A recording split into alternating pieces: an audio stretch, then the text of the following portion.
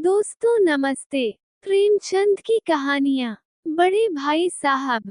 मेरे भाई साहब मुझसे 5 साल बड़े थे, लेकिन 3 दर्जे आगे।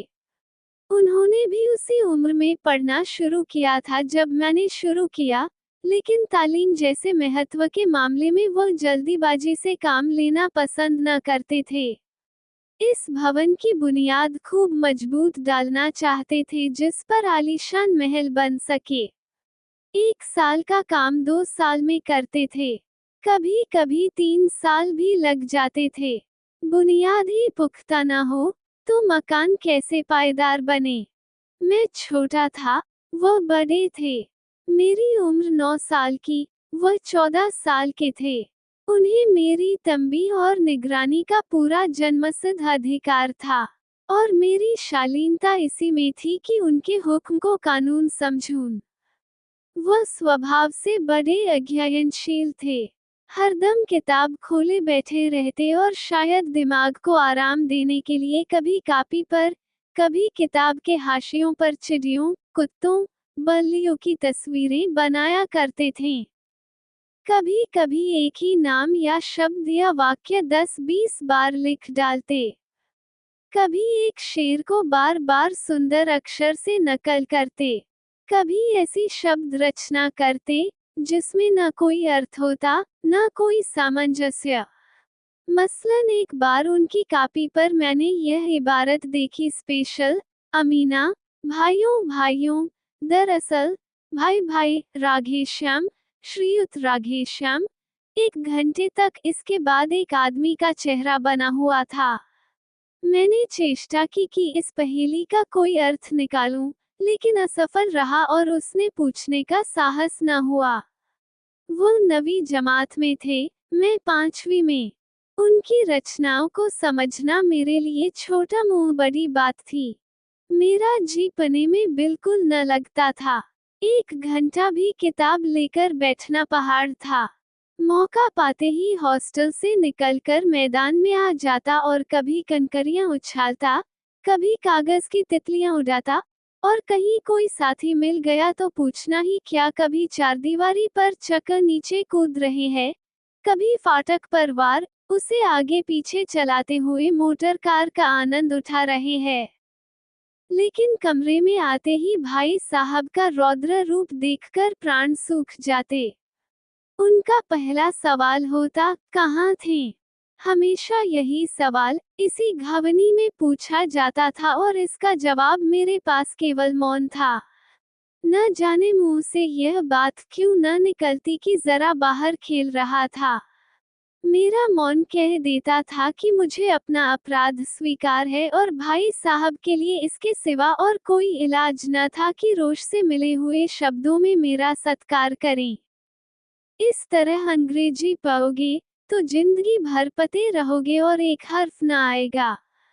अंग्रेजी पढ़ना कोई हंसी खेल नहीं है कि जो चाहे पढ़ ले। नहीं, एरा गैरा नत्थु खैरा सभी अंग्रेजी की विद्वान हो जाते। यहाँ रात दिन आंखें फोनी पती है और खून जलाना पड़ता है जब कहीं ये विधा आती है। और आती क्या है? हाँ, कहने को आ जाती है। बड़े बड़े विद्वान भी शुद्ध अंग्रेजी नहीं लिख सकते, बोलना तो दूर रहा। और मैं कहता हूँ, तुम कितने घोंघा हो कि मुझे देखकर भी सबक नहीं लेते। मैं कितनी मेहनत करता हूँ, तुम अपनी आंखों देखते हो, अगर नहीं देखते, जो ये तुम्हारी आंखों का कसूर है, तुम्हारी बुद्धि का कसूर है। इतने मेले तमाशे होते हैं, मुझे तुमने कभी देखने जाते देखा है? रोज ही क्रिकेट और हॉकी मैच होते हैं। मैं पास नहीं फटकता, हमेशा पता रहा हूँ, उस पर भी 1-1 दर्जे में 2-2, 3-3 साल पढ़ा रहता हूँ। फिर तुम कैसे आशा करते हो कि तुम यूं खेल कूद में वक्त गंवाकर पास हो जाओगे? मुझे तो 2 ही 3 साल लगते हैं, तुम उम्र भर इसी दर्जे में पड़े सड़ते रहोगे। अगर तुम्हें इस तरह उम्र गंवानी है, तो बेहतर है, घर चले जाओ और मजे से गुल्ली डंडा खेलो। दादा की गाढ़ी कमाई के रुपए क्यों बर्बाद करते हो? मैं ये लताड़ सुनकर आंसू बहाने लगता। जवाब ही क्या था? अपराध तो मैंने किया, लताड़ कौन सहे। भाई साहब उपदेश की कला में निपुण थे। ऐसी ऐसी लगती बातें कहते, ऐसे ऐसे सूखती बाण चलाते कि मेरे जिगर के टुकड़े टुकड़े हो जाते और हिम्मत छूट जाती। इस तरह जान तोड़कर मेहनत करने की शक्ति मैं अपने में न पाता था और उस निराशा में जरा देर के लिए मैं सोचने लगता क्यों न घर चला जाऊं। जो काम मेरे बूते के बाहर है, उसमें हाथ डालकर क्यों अपनी जिंदगी खराब करूं। मुझे अपना मूर्ख रहना मंजूर था, लेकिन उतनी मेहनत से मुझे तो चक्कर आ जाता था। लेकिन घंटे 2 घंटे बाद निराशा के बादल फट जाते और मैं इरादा करता कि आगे से खूब जी लगाकर पाऊंगा। चटपट एक टाइम टेबल बना डालता। बिना पहले से नक्शा बनाए, बिना कोई स्कीम तैयार किए काम कैसे शुरू करूं। टाइम टेबल में खेल कूद की मद बिल्कुल उठ जाती। प्रातः काल उठना, 6 बजे मुंह हाथ धो, नाश्ता कर पने बैठ जाना। 6 से 8 तक अंग्रेजी, 8 से 9 तक हिसाब, 9 से 9:30 तक इतिहास, फिर भोजन और स्कूल।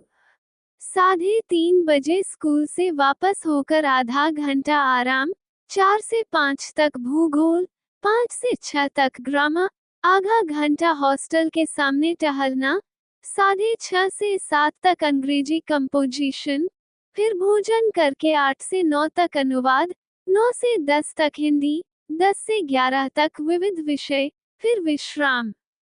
मगर टाइम टेबल बना लेना एक बात है, उस पर अमल करना दूसरी बात। पहले ही दिन से उसकी अवहेलना शुरू हो जाती। मैदान की वह सुखद हरियाली, हवा के वह हल्के हल्के झोंके, फुटबॉल की उछल कूद, कबड्डी के वह दांव घात, वॉलीबॉल की वह तेजी और फुर्ती मुझे अज्ञात और अनिवार्य रूप से खींच ले जाती और वहां जाते ही मैं सब कुछ भूल जाता। वह जानलेवा टाइम टेबल, वह आंख फोड़ पुस्तकें किसी की याद न रहती, और फिर भाई साहब को नसीहत और फजीहत का अवसर मिल जाता। मैं उनके साए से भागता, उनकी आंखों से दूर रहने की चेष्टा करता। कमरे में इस तरह दबे पांव आता कि उन्हें खबर न हो। उनकी नजर मेरी ओर उठी और मेरे प्राण निकले। हमेशा सिर पर नंगी तलवार सी लटकती मालूम होती। फिर भी जैसे मौत और विपत्ति के बीच में भी आदमी मोह और माया के बंधन में जकड़ा रहता है, मैं फटकार और घुड़कियां खाकर भी खेल कूद का तिरस्कार न कर सकता। सालाना इम्तिहान हुआ। भाई साहब फेल हो गए, मैं पास हो गया और दर्जे में प्रथम आया। मेरे और उनके बीच केवल 2 साल का अंतर रह गया। जी में आया, भाई साहब को आधे हाथों लूं, आपकी वह घोर तपस्या कहाँ गई। मुझे देखिए, मजे से खेलता भी रहा और दर्जे में अव्वल भी हूँ। लेकिन वो इतने दुखी और उदास थे कि मुझे उनसे दिली हमदर्दी हुई और उनके घाव पर नमक छिड़कने का विचार ही लज्जास्पद जान पड़ा। हाँ, अब मुझे अपने ऊपर कुछ अभिमान हुआ और आत्माभिमान भी बढ़ा। भाई साहब का वह रोब मुझ पर न रहा।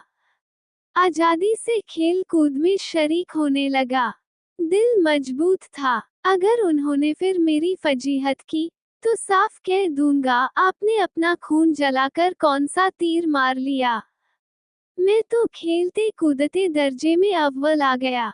जब अवश्य है कैडी जताने का साहस न होने पर भी मेरे रंग ढंग से साफ जाहिर होता था कि भाई साहब का वह आतंक अब मुझ पर नहीं है।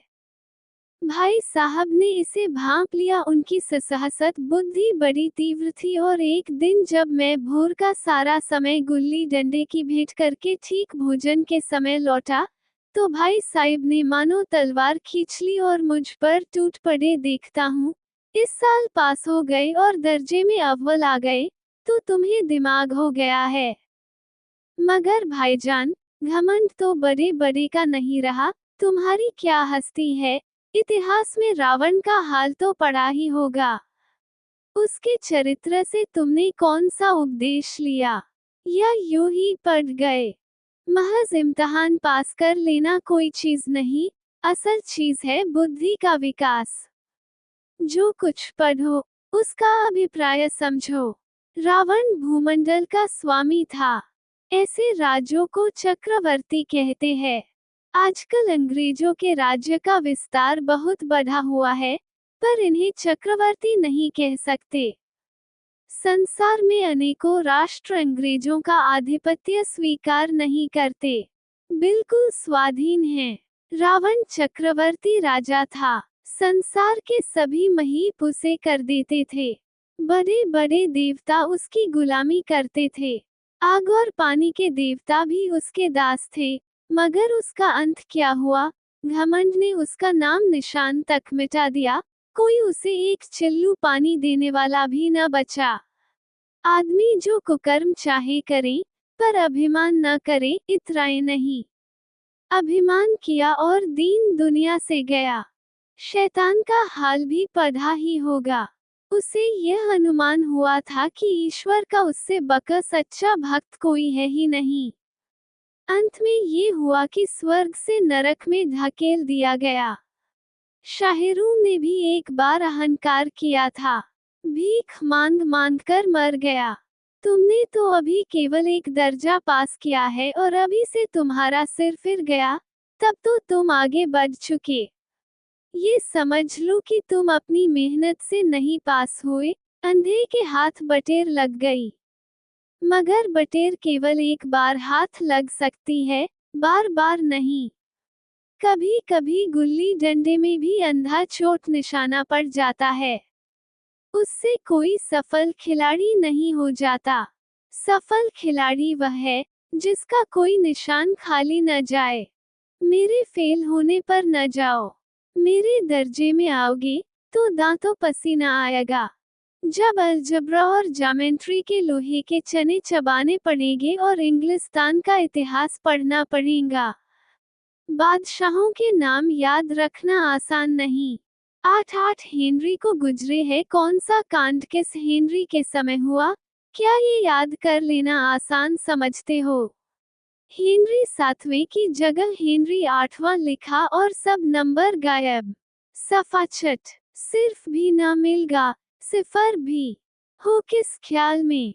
दर्जनों तो जेम्स हुए हैं, दर्जनों विलियम, कोडियों चार्ल्स, दिमाग चक्कर खाने लगता है। आंधी रोग हो जाता है। इन अभागों को नाम भी न जुड़ते थे। एक ही नाम के पीछे दोयम, तेयम, चहारम, पंचम लगाते चले गए। मुझसे पूछते तो 10 लाख नाम बता देता। और ज्योमेट्री तो बस खुदा की पनाह। अब ज की जगह जब लिख दिया और सारे नंबर कट गए। कोई इन निर्दयी मुमतहिनों से नहीं पूछता कि आखिर अब ज और जब में क्या फर्क है और व्यर्थ की बात के लिए क्यों छात्रों का खून करते हो। दाल भात रोटी खाए या भात दाल रोटी खाए, इसमें क्या रखा है। मगर इन परीक्षकों को क्या परवाह। वो तो वही देखते हैं जो पुस्तक में लिखा है। चाहते हैं कि लड़के अक्षर अक्षर रट डाले। और इसी रटंत का नाम शिक्षा रख छोड़ा है। और आखिर इन बेसिर पैर की बातों के पढ़ने से क्या फायदा। इस रेखा पर वो लंब गिरा दो तो आधार लंब से दुगना होगा। पूछिए इससे प्रयोजन दुगना नहीं, चौगुन हो जाए या आधा ही रहे मेरी बला से। लेकिन परीक्षा में पास होना है तो ये सब खुराफात याद करनी पड़ेगी। कह दिया समय की पाबंदी पर एक निबंध लिखो जो 4 पन्नों से कम न हो। अब आप कापी सामने खोले, कलम हाथ में लिए, उसके नाम को रोइए। कौन नहीं जानता कि समय की पाबंदी बहुत अच्छी बात है। इससे आदमी के जीवन में संयम आ जाता है, दूसरों का उस पर स्नेह होने लगता है और उसके कारोबार में उन्नति होती है। जरा सी बात पर 4 पन्ने कैसे लिखें? जो बात एक वाक्य में कही जा सके, उसे 4 पन्ने में लिखने की जरूरत। मैं तो इसे हिमाकत समझता हूँ। ये तो समय की किफायत नहीं, बल्कि उसका दुरुपयोग है कि व्यर्थ में किसी बात को ठूंस दिया। हम चाहते हैं आदमी को जो कुछ कहना हो चटपट कह दे और अपनी राह ले, मगर नहीं, आपको 4 पन्ने रंगने पड़ेंगे, चाहे जैसे लिखिए, और पन्ने भी पूरे फुलस्केप आकार के। ये छात्रों पर अत्याचार नहीं तो और क्या है। अनर्थ तो यह है कि कहा जाता है संक्षेप में लिखो। समय की पाबंदी पर संक्षेप में एक निबंध लिखो जो 4 पन्नों से कम न हो। ठीक, संक्षेप में 4 पन्ने हुए, नहीं शायद 100-200 पन्ने लिखवाते। तेज भी दौड़िए और धीरे धीरे भी। है उल्टी बात या नहीं? बालक भी इतनी सी बात समझ सकता है, लेकिन इन अध्यापकों को इतनी तमीज भी नहीं। उस पर दावा है कि हम अध्यापक हैं। मेरे दर्जे में आओगे लाला, तो ये सारे पापा बेलने पड़ेंगे और तब आटे दाल का भाव मालूम होगा।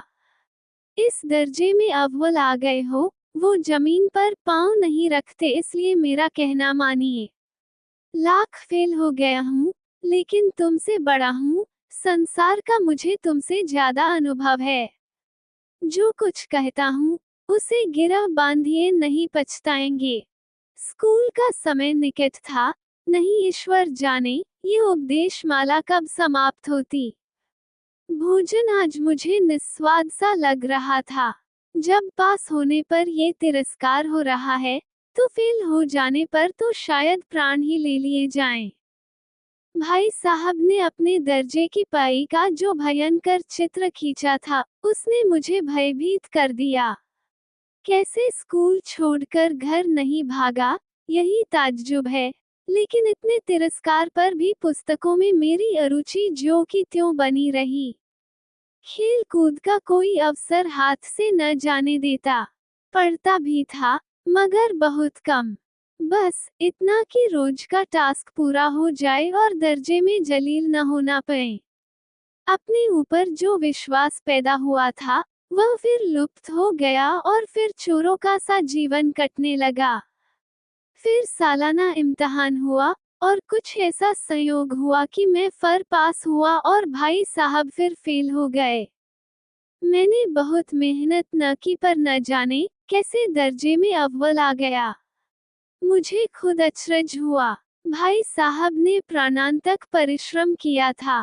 कोर्स का एक एक शब्द चाट गए थे। 10 बजे रात तक इधर, 4 बजे भोर से उभर, 6 से 9:30 तक स्कूल जाने के पहले। मुद्रा कांतिहीन हो गई थी, मगर बेचारे फेल हो गए। मुझे उन पर दया आती थी। नतीजा सुनाया गया, तो वह रो पड़े और मैं भी रोने लगा। अपने पास होने वाली खुशी आधी हो गई। मैं भी फेल हो गया होता, तो भाई साहब को इतना दुख खाना होता, लेकिन विधि की बात कौन टाले। मेरे और भाई साहब के बीच में अब केवल एक दर्जे का अंतर और रह गया।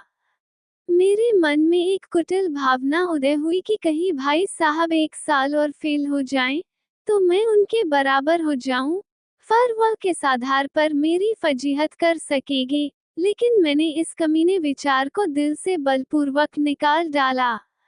आखिर वह मुझे मेरे हित के विचार से ही तो डांटते हैं।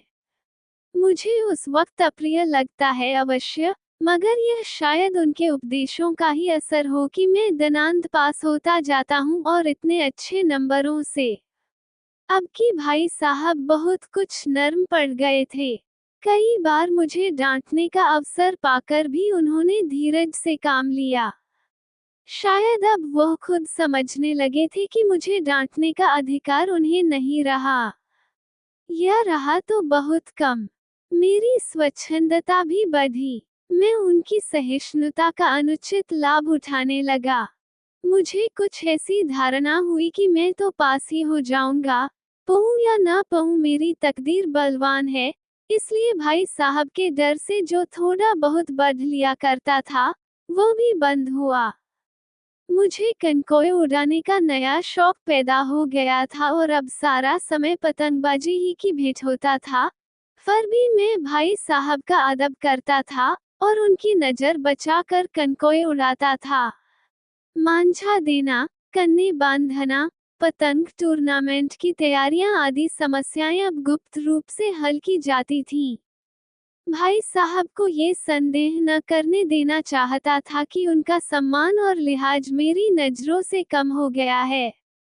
एक दिन संध्या समय हॉस्टल से दूर मैं एक कनकौआ लूटने बनतहाशा दौड़ा जा रहा था। आंखें आसमान की ओर थीं और मन उस आकाशगामी पथिक की ओर, जो मंद गति से झूमता पतन की ओर चला जा रहा था, मानो कोई आत्मा स्वर्ग से निकलकर विरक्त मन से नए संस्कार ग्रहण करने जा रही हो। बालकों की एक पूरी सेना लग्गे और झड़दार बांस लिए उनका स्वागत करने को दौड़ी आ रही थी। किसी को अपने आगे पीछे की खबर न थी। सभी मानो उस पतंग के साथ ही आकाश में उड़ रहे थे, जहाँ सब कुछ समतल है, न मोटर कारें है, न ट्राम, न गाड़ियां।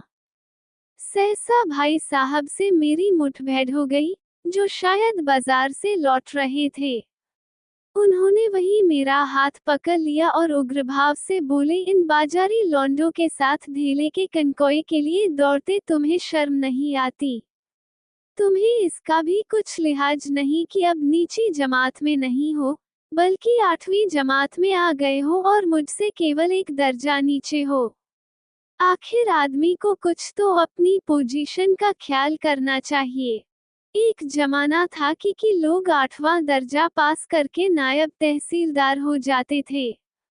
मैं कितने ही मिडिलचियों को जानता हूँ, जो आज अव्वल दर्जे के डिप्टी मजिस्ट्रेट या सुपरिटेंडेंट है। कितने ही 8वीं जमात वाले हमारे लीडर और समाचार पत्रों के संपादक है। बड़े बड़े विद्वान उनकी मातहती में काम करते हैं और तुम उसी 8वें दर्जे में आकर बाजारी लौंडों के साथ कनकोए के लिए दौड़ रहे हो। मुझे तुम्हारी इस कमकली पर दुख होता है। तुम जहीन हो, इसमें शक नहीं, लेकिन वह जेहन किस काम का, जो हमारे आत्मगौरव की हत्या कर डाले? तुम अपने दिन में समझते होगे, मैं भाई साहब से महज एक दर्जा नीचे हूँ और अब उन्हें मुझको कुछ कहने का हक नहीं है। लेकिन ये तुम्हारी गलती है। मैं तुमसे 5 साल बड़ा हूँ और चाहे आज तुम मेरी ही जमात में आ जाओ और परीक्षकों का यही हाल है, तो निस्संदेह अगले साल तुम मेरे समकक्ष हो जाओगे और शायद 1 साल बाद तुम मुझसे आगे निकल जाओ, लेकिन मुझमें और जो 5 साल का अंतर है, उसे तुम क्या खुदा भी नहीं मिटा सकता। मैं तुमसे 5 साल बड़ा हूँ और हमेशा रहूंगा। मुझे दुनिया का और जिंदगी का जो तजर्बा है, तुम उसकी बराबरी नहीं कर सकते, चाहे तुम M.A.D. फिल और D. लिट ही क्यों न हो जाओ। समझ किताबें पढ़ने से नहीं आती है। हमारी अम्मा ने कोई दर्जा पास नहीं किया और दादा भी शायद 5वीं जमात के आगे नहीं गए, लेकिन हम दोनों चाहे सारी दुनिया की विधा पढ़ ले, अम्मा और दादा को हमें समझाने और सुधारने का अधिकार हमेशा रहेगा। केवल इसलिए नहीं कि वे हमारे जन्मदाता है, बल्कि इसलिए कि उन्हें दुनिया का हमसे ज्यादा तजर्बा है और रहेगा। अमेरिका में किस तरह की राज्य व्यवस्था है और 8वें हेनरी ने कितने विवाह किए और आकाश में कितने नक्षत्र है, यह बातें चाहे उन्हें न मालूम हो, लेकिन हजारों ऐसी आते हैं जिनका ज्ञान उन्हें हमसे और तुमसे ज्यादा है। देव न करें, आज मैं बीमार हो रहा हूं, तो तुम्हारे हाथ पांव फूल जाएंगे। दादा को तार देने के सिवा तुम्हें और कुछ न सूझेगा, लेकिन तुम्हारी जगह पर दादा हो, तो किसी को तार न दें, न घबराएं, न बदहवास हों। पहले खुद मर्ज पहचान कर इलाज करेंगे, उसमें सफल न हुए, तो किसी डॉक्टर को बुलाएंगे। बीमारी तो खैर बड़ी चीज है। हम तुम तो इतना भी नहीं जानते कि महीने भर कैसे चले। जो कुछ दादा भेजते हैं, उसे हम 20-22 तक रखच कर डालते हैं और पैसे पैसे को मोहताज हो जाते हैं। नाश्ता बंद हो जाता है, धोबी और नाई से मुंह चुराने लगते हैं। लेकिन जितना आज हम और तुम रखच कर रहे हैं, उसके आधे में दादा ने अपनी उम्र का बड़ा भाग इज्जत और नेकनामी के साथ निभाया है और एक कुटुंब का पालन किया है, जिसमें सब मिलाकर 9 आदमी थे। अपने हेडमास्टर साहब ही को देखो। MA है कि नहीं, और यहाँ के MA नहीं, ऑक्सफोर्ड के 1000 रुपए पाते हैं, लेकिन उनके घर इंतजाम कौन करता है? उनकी बुई माँ। हेडमास्टर साहब की डिग्री यहाँ बेकार हो गई। पहले खुद घर का इंतजाम करते थे, खर्च पूरा न पड़ता था, कर्जदार रहते थे। जब से उनकी माताजी ने प्रबंध अपने हाथ में ले लिया है, जैसे घर में लक्ष्मी आ गई है। तो भाईजान, ये जरूर दिल से निकाल डालो कि तुम मेरे समीप आ गए हो और अब स्वतंत्र हो। मेरे देखते तुम बेराह नहीं चल पाओगे। अगर तुम यूं न मानोगे, तो मैं थप्पड़ दिखाकर इसका प्रयोग भी कर सकता हूँ। मैं जानता हूँ, तुम्हें मेरी बातें जहर लग रही है। मैं उनकी इस नई युक्ति से नतमस्तक हो गया। मुझे आज सचमुच अपनी लघुता का अनुभव हुआ और भाई साहब के प्रति मेरे तन में श्रद्धा उत्पन्न हुई। मैंने सजल आंखों से कहा, हरगिज नहीं। आप जो कुछ फरमा रहे हैं, वो बिल्कुल सच है और आपको कहने का अधिकार है। भाई साहब ने मुझे गले लगा लिया और बाल कनकाए उड़ान को मना नहीं करता। मेरा जी भी ललचाता है, लेकिन क्या करूं, खुद बेराह चलूं तो तुम्हारी रक्षा कैसे करूं?